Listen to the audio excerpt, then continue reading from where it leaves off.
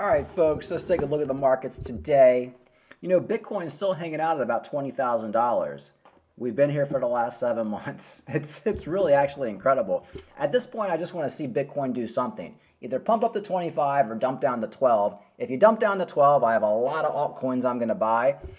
And if you pump up to 25, I have a trading bag I want to sell. But right now, it's just so boring. I understand why people just really aren't all that interested right now. Pretty much our altcoins are pretty much the same. XRP actually still holding out about 49 cents. Cardano barely hanging on to 43 cents. Got a little bit of Cardano news. Well, not really news, but just fun tidbits. You got this guy, Peter Brand, who, you know, like any TA investor, they're half the time they're right, half the time they're not. You flip a coin, but he thinks that the Cardano chart is a classic descending triangle, and he thinks we're going to go down to 0.25 cents. So 25 cents for Cardano. He even admits the charts always work, not really, but when they do, it's a beautiful thing, and you can find all the comments. You know, some people saying, look, that you're always wrong. Peter, this is the third time. I won't contradict you fully. In 2021, you said Cardano was going to hit 0.10.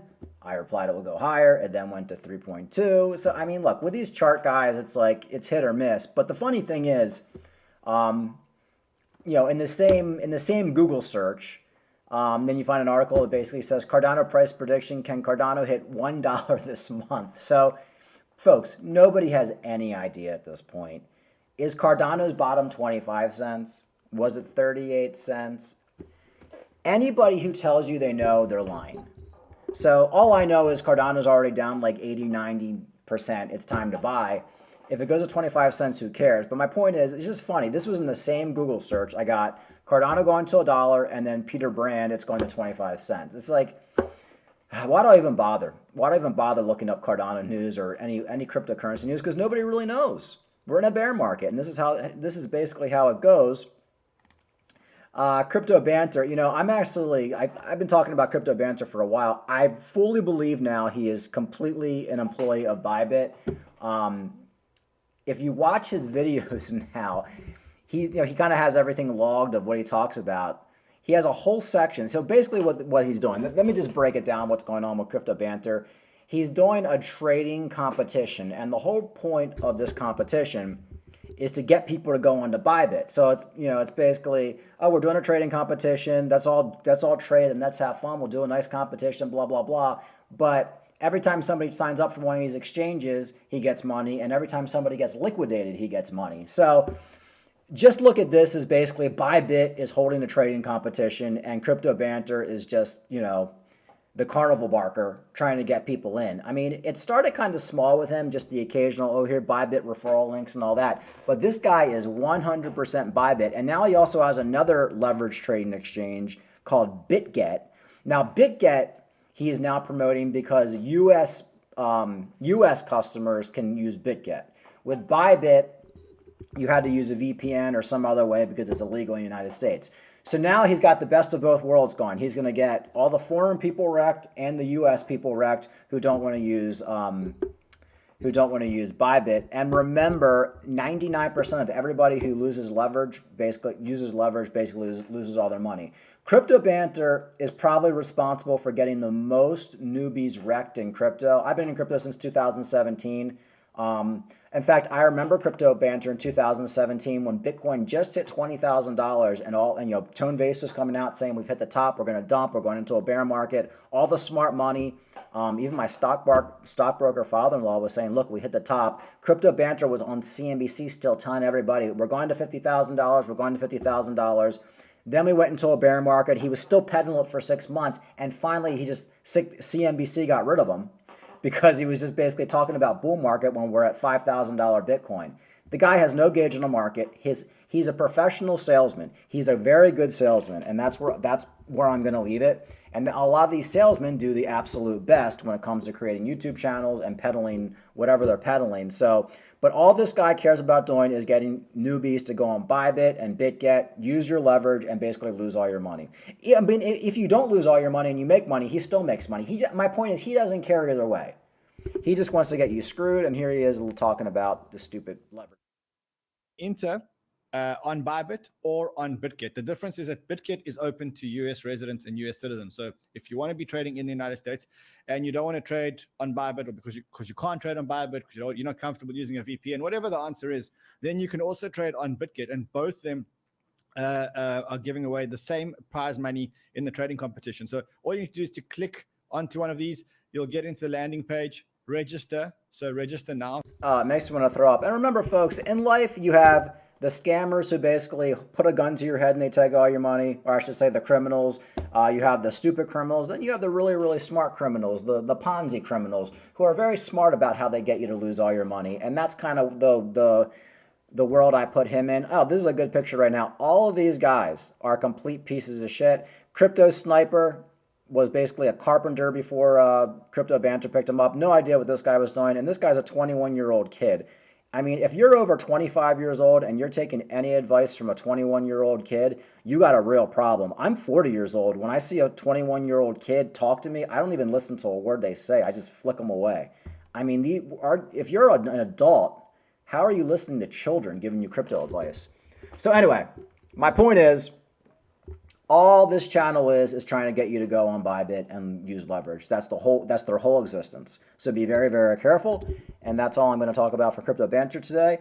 And crypto fugitive Do Kwon is set to lose his South Korean passport. You know, I hear a lot of people saying, oh, why isn't Do Kwon in jail yet? Why haven't the police gone and picked him up? Guys, for financial crimes, that's not how it works. If Do Kwon was out killing people, he was wanted for murder, he'd be in jail right now. For financial crimes, you know, there's not really a rush to get these people. Even when they finally lock Do Kwon up and take his mugshot, he'll probably be out on bail. His trial won't be for 2 years later.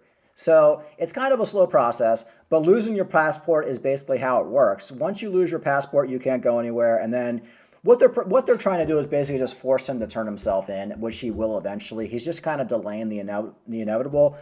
Don't worry, folks. Do Kwon will be going to jail, so he will pay for his crimes. But much like with any other financial market, I always talk about penny stocks. A penny stock that I got screwed on, the Bevco. It took 5 years for that CEO to finally get found guilty in court. And that was 5 years after the collapse, or 4 or 5 years. So it always takes time with financial crimes. But don't worry, Do Kwon will be in prison. Hopefully going into the next bull market while we're all, you know, enjoying our money, counting our money, he'll be going to jail. And been talking about Celsius for a while, folks. Remember all those big YouTubers promoting you Celsius? I'm pretty sure all of them were. Know for a fact that BitBoy Crypto was. Crypto Banter always had this Richard, or what's his name, Kaczynski, or I don't remember, what's this guy's name? Kazansky or Alex Moskensky, always had him on. Basically every big YouTuber, 90% of the big YouTubers were pumping this stuff, got everybody wrecked. Richard Hart was one of the few YouTubers telling people to avoid this guy. I was actually making videos telling people to avoid this guy too, but nobody watched my videos, and I only started YouTube like 6 months ago, so I was basically just saying, hey, look, this is probably going to collapse just like UST and Luna did.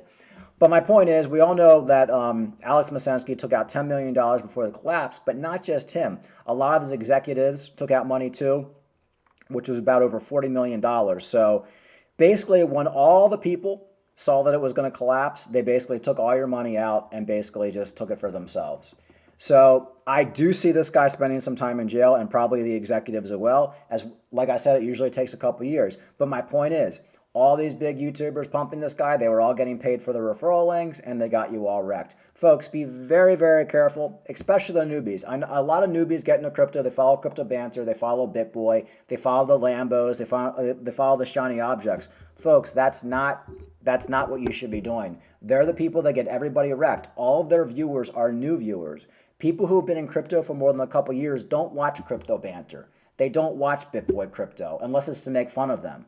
You basically learn after a few years you're being taken advantage of, and they have horrible, horrible advice, and they're just basically a bunch of crackheads selling you a bunch of garbage. But so many people got wrecked. I got wrecked in 2017.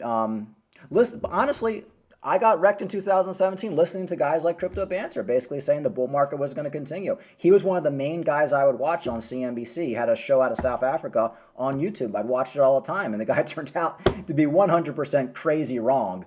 That's why I say the guy has no gauge on the market. So make sure you're following people who at least have some gauge on the market. You know, Benjamin Cohen is one of them who I like. There's a bunch of others. I just can't think of them off the top of my head. But really, Cryptos R Us isn't too bad, although he was promoting stuff like Celsius, I believe. He was also promoting Luna and UST, but for the most part, he's one of the better ones. But you want to steer clear of the flashy guys showing off their Lambos and trying to get you to buy all their courses and the sniper school and the Bybit links. That's guaranteed going to get you wrecked, especially as a newbie. I basically just watch them right now at this point to make YouTube videos about them. And I will say they are entertaining, but I know to take it with a grain of salt. The problem is a lot of newbies actually take it as real advice. Remember, they're salesmen. They're just trying to sell you something. That's it. They don't care whether you live, die, or grow, mushrooms out of your asshole. They could care less about you. And that's pretty much it, folks. That's it. Markets, Bitcoin kind of hovering around that $20,000 mark. Boring. Bitcoin, please dump or pump. I don't even freaking care at this point. Just do something. I got money on the side, and I'm ready to sell my KuCoin trading bag if we get a pump, but it's just kind of boring at this point. So, that's pretty much it. Like and subscribe to my videos, and we'll do another one tomorrow. Have a good day.